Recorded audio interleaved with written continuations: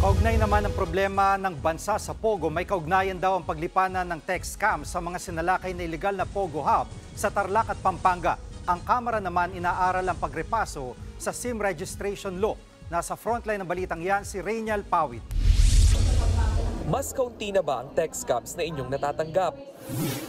Ayon sa Presidential Anti-Organized Crime Commission o PAOK, nakatulong ang pagre-raid sa mga illegal na Pogo sa Pampanga at Tarlac para matigil ang mga pambubudol na ito. Yung mga taong bayan mismo magpapatunay na humihina, wala na silang masyadong natatanggap ngayon ng mga text blast galing sa mga scam farms. Paglilinaw ng PAOK, mga taga-Amerika at Europe ang talagang target ng mga scam farm dito sa Pilipinas. Pero pati Pilipinas daw, nadamay na magkaroon ng scam awareness ang ibang bansa. Pero dahil nga sa medyo humihina sila doon, they're also looking for dito naman sa Pilipinas. Kaya lang, dahil nga dito sa total ban na ginawa ng Presidente, all of them are getting out.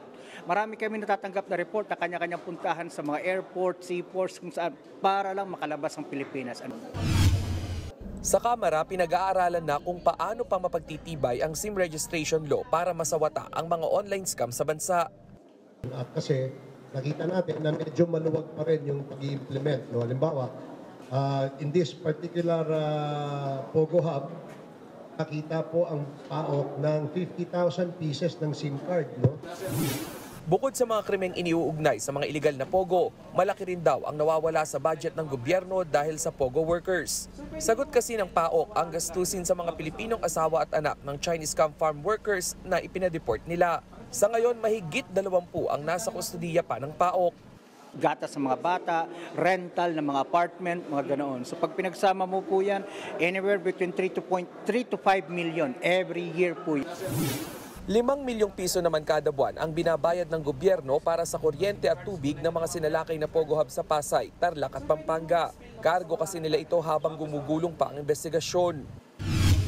Kanina nag-ikot si House Speaker Martin Romualdez at ibang LGU officials sa mga Pogo Hub sa Bamban, Tarlac at Porac, Pampanga. Kabilang sa mga ipinresinta sa kanila ay ang mga baseball bat, electric stick at golf club na ginagamit pang torture sa Pogo workers. Nasa 20 Chinese military uniforms ang nakuha sa mga kwarto ng Pogo compound. Nakolekta rin ang naka-Chinese na test questionnaire para sa mga bagong empleyado. Dito tinatanong ang proseso sa gagawin nilang online pambubudol. Kapag nanalo naman ang gobyerno sa inihain na forfeiture case, mapupunta na sa kanila ang mga sinalakay na property ng mga illegal na Pogo. Nagbabalita mula sa Frontline, Reynal Pawid, News 5. Mga kapatid, Jiggy Manikad po, iba na ang may alam at may pakialam sa panahon ngayon.